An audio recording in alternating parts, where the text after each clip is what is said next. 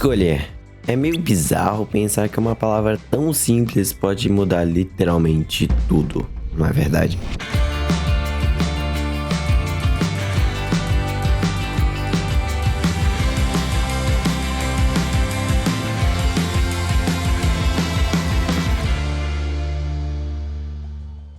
Escolher te dá liberdade, mas ao mesmo tempo te dá uma pressão absurda sobre o que decidir. Você passa meia hora olhando as opções e pensando, mano, eu vou fazer merda. E isso não tá muito longe do mundo dos jogos. Principalmente de uma categoria que talvez não seja tão famosa assim, mas que eu sinceramente acho muito especial.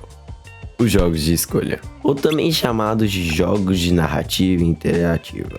Diferente de um jogo normal, onde você só controla o movimento do personagem, aqui você controla até as próprias decisões dele. E cada escolha que você faz com isso pese pra caramba no mundo ao seu redor.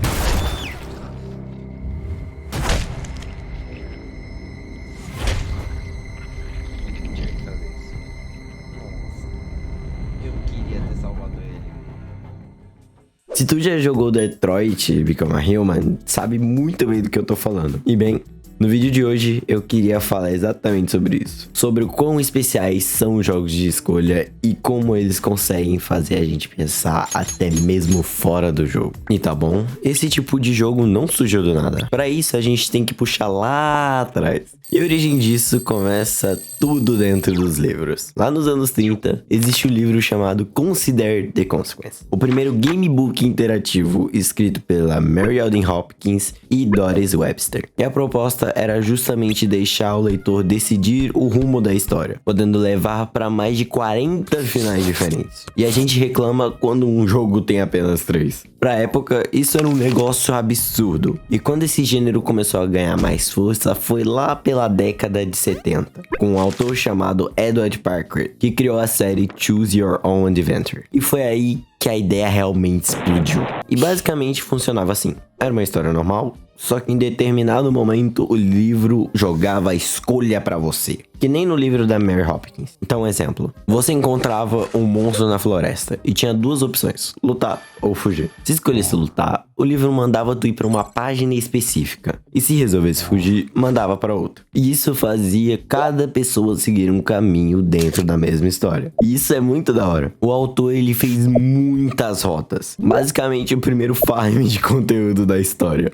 Então, a galera só acabava relendo várias vezes pra saber o que acontecia nos outros caminhos e pra ver os outros finais. Dá pra dizer que essa é a mesma sensação das escolhas terem consequências, já que existia muito antes dos videogames fazerem isso. E guarda essa informação. Enfim, conforme os computadores começaram a evoluir e deixar de ser aquelas máquinas gigantescas usadas por governos pela universidade, essa ideia acabou chegando nos videogames, principalmente nos de texto, tipo Zork e Colossal Cave Adventure, onde você literalmente digitava os comandos para seguir caminhos diferentes. Então, tipo, ao invés de apertar um botão, você escrevia abrir porta, ir para a esquerda, pegar item. E o jogo respondia dependendo do que era feito. Só que essa categoria ficou muito tempo presa nisso, na base do texto. Até porque mouse nem era algo tão popular assim na época. Mas uma hora o pessoal simplesmente falou que não é possível que a gente tá fazendo um jogo de bloco de notas. E pelos anos 80 foi ali em que as interfaces gráficas começaram a se espalhar pelos computadores. E aí sim, os jogos começaram a mudar junto. E aí virou Foi aí que nasceu aquela pegada de point and click. Você interagia com o cenário, com os elementos, sem precisar digitar tudo. Algumas empresas, como LucasArts e Sierra Online, ajudaram muito nisso. E trouxeram histórias mais desenvolvidas, muito mais interativas, do que um livro que você podia roubar olhando pra página e acabar mudando de opção. E daí pra frente, essa é a história. Os jogos começaram a ficar muito mais cinematográficos e os gráficos também acompanharam isso, mudando o rumo da história tradicional. E junto disso, as escolhas começaram a ficar muito mais humanas também. Jogos tipo Heavy Rain, Mass Effect e Fahrenheit começaram a fazer as suas decisões afetarem a relação entre o personagem, a personalidade, o rumo da história e até quem sobrevivia ou não dentro do jogo. Então, quando a gente fala de jogos de escolha, não é uma categoria que nasceu ontem e tem muita história por trás disso. Ela já passou pelos livros, passou pelos jogos de textos, pelos point and clicks e acabou evoluindo até chegar nos jogos que a gente conhece hoje. E bem, eu tenho que falar das obras que me fizeram amar esse tipo de jogo. Inclusive, a culpa desse vídeo tá todinha nelas.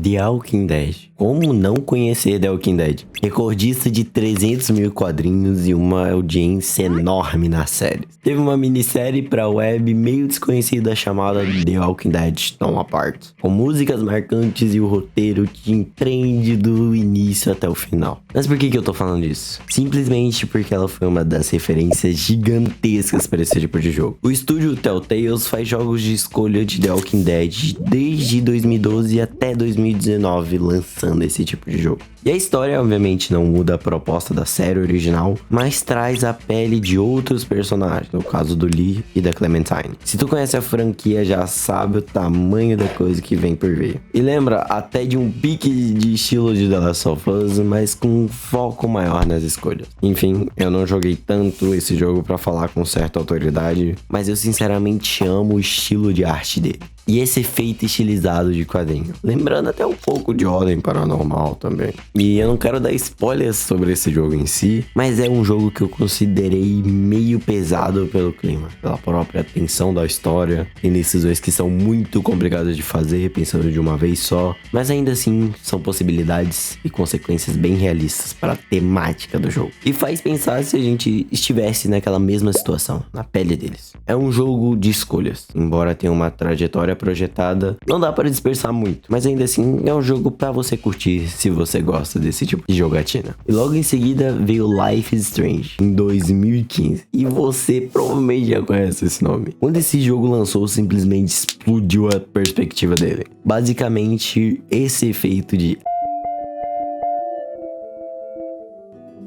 que já eu falo um pouco sobre. Life is Strange acabou dominando nos patamares dos jogos de escolha. E estreou a principal mecânica dele, que é de voltar no tempo. Falando assim, parece muito roubado. Mas se você estivesse jogando, entenderia melhor quão importante é a mecânica do jogo. Mesmo que você volte no tempo, ainda é o jogador que carrega o peso da escolha.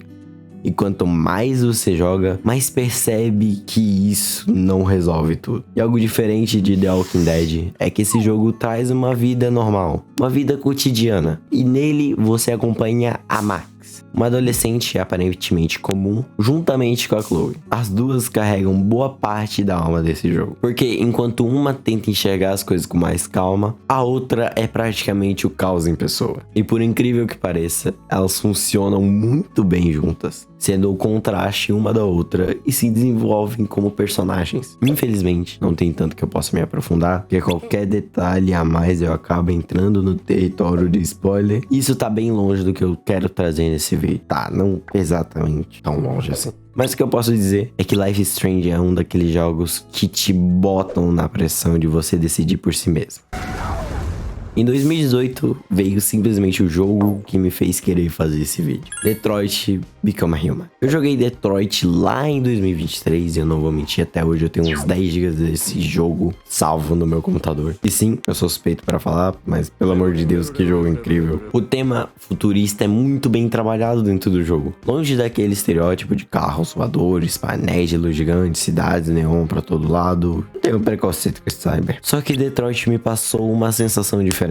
E boa parte disso vem justamente dos androids. A humanidade sempre teve esse pensamento de e se os robôs dominarem o mundo? E se eles botassem a gente no chinelo? E se a gente começasse a ser vigiado? Já que uma das maiores criações podem simplesmente se virar contra a gente e mogar qualquer um, até você. ChatGPT que o digo.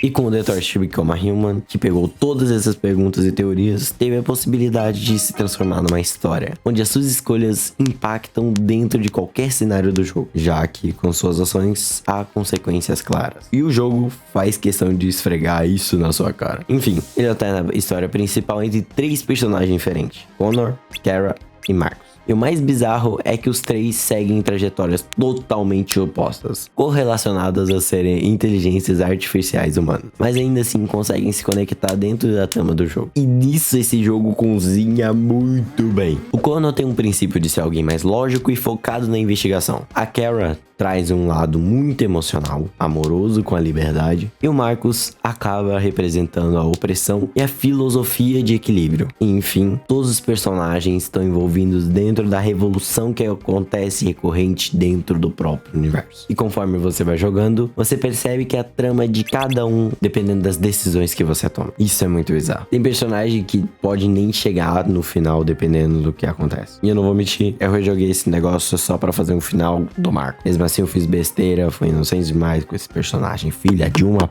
Enfim, é um jogo pra você refletir. Eu gosto muito dele. Eu errei. Isso me custou Marcos.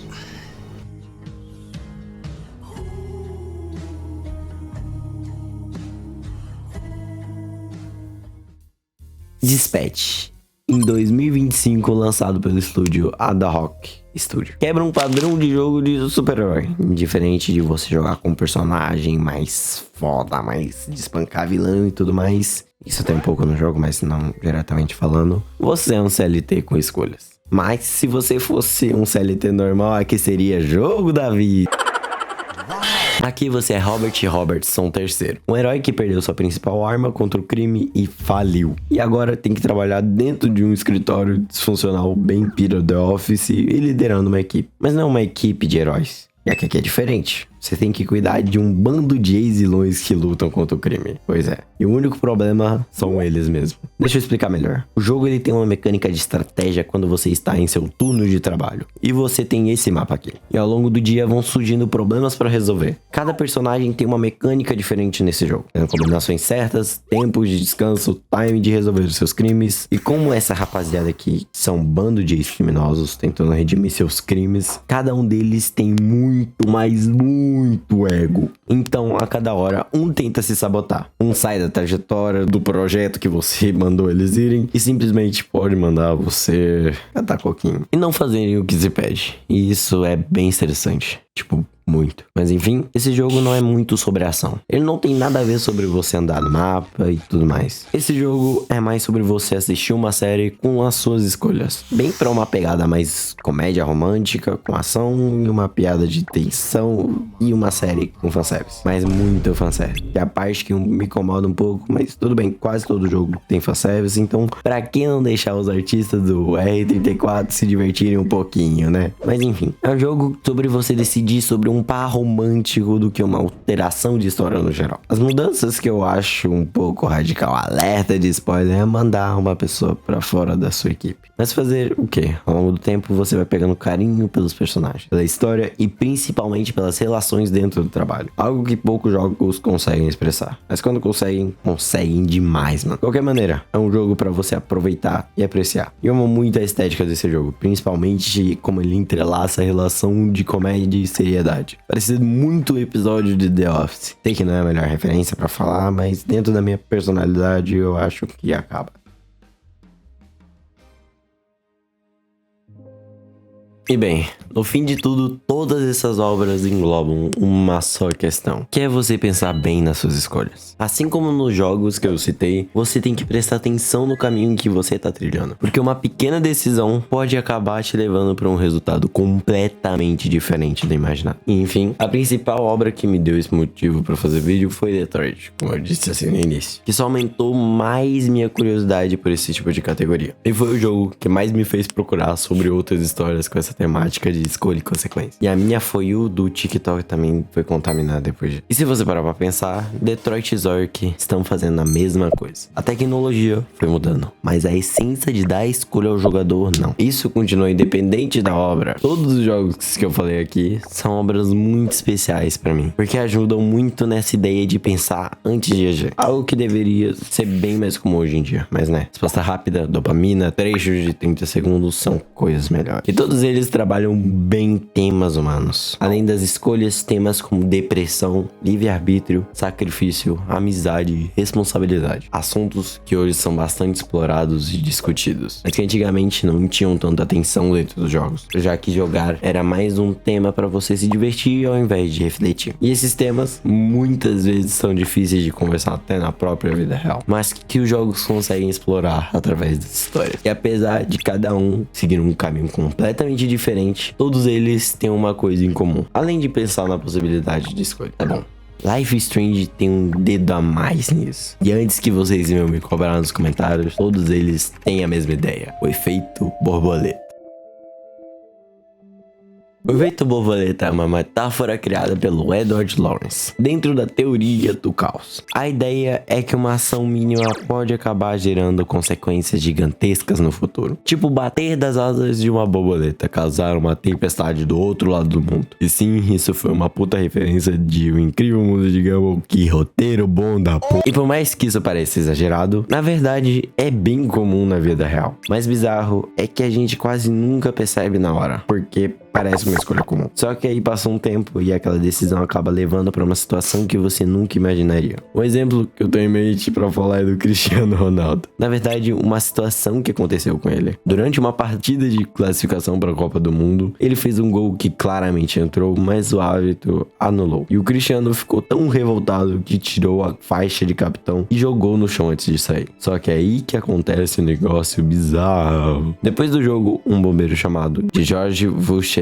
encontrou a faixa e ele resolveu leiloar ela e arrecadou uns bons 64 mil euros. E esse dinheiro acabou sendo usado no tratamento de um bebê chamado Gavrilo Durvevic, que tinha amiotrofia espinhal. Enfim, o efeito borboleta é basicamente isso. São pequenas ações que acabam gerando consequências que a gente nunca conseguiria prever. Pessoalmente, eu acho que isso é muito bonito. Da mesma forma que uma escolha pode causar algo ruim, ela também pode ajudar alguém, mudar uma vida ou criar uma oportunidade que nem existia antes. Enfim, no final das contas, todos os jogos que eu falei nesse vídeo trabalham exatamente com essa ideia. E daí vem aquele clássico aviso que todo mundo já ouviu pelo menos uma vez: essa ação haverá consequências.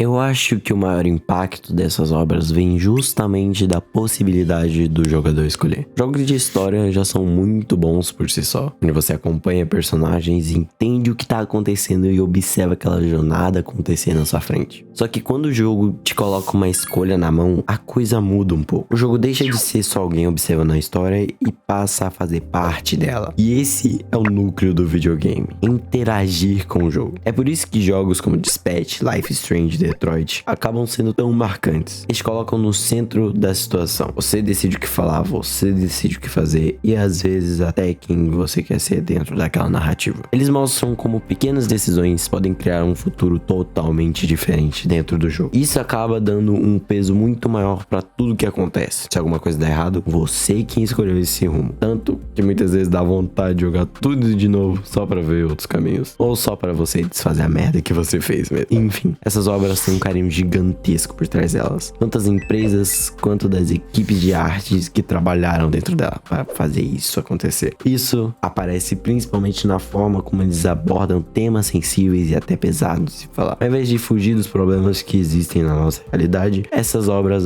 encaram de frente, exploram eles e ainda transformam em arte. Eles pegam sentimentos, medos e situações e transformam na narrativa desse jogo. Isso é muito interessante de se pensar, porque conforto é algo difícil de encontrar até hoje. Mesmo assim, os jogos conseguem falar sobre esses assuntos complicados, sem deixar de contar uma boa história. E é justamente isso que faz elas terem tanto impacto. Eu podia enrolar mais um tempão nesse vídeo falando dessas obras. Sinceramente, acho que teria assunto demais. Mas acho que já deu pra entender o motivo de eu gostar tanto desse tipo de jogo.